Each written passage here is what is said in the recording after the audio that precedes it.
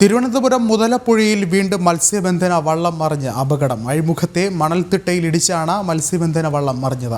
17 മത്സ്യത്തൊഴിലാളികളാണ് ആ സമയത്ത് വള്ളത്തിലുണ്ടായിരുന്നത്. പൂത്തുറ സ്വദേശി ലിജോയുടെ വള്ളമാണ് മറിഞ്ഞത്. അതേസമയം ഡ്രഡ്ജ് ചെയ്ത് കൂട്ടിയിട്ടിരുന്ന മണൽക്കൂന അഴിമുഖത്തേക്ക് ഇടിഞ്ഞു വീഴുന്നത് മത്സ്യത്തൊഴിലാളികളുടെ വള്ളം അപകടത്തിൽപ്പെടാൻ കാരണമാകുന്നുവെന്നും വിമർശനം ഉയരുന്നു. ഉച്ചയ്ക്ക് 1:30 മുതലപ്പുഴയിലെ അഴിമുഖത്തെ മണൽത്തിട്ടയിലിടിച്ച് മത്സ്യബന്ധന വെള്ളം തലകീഴായി മറിഞ്ഞത്.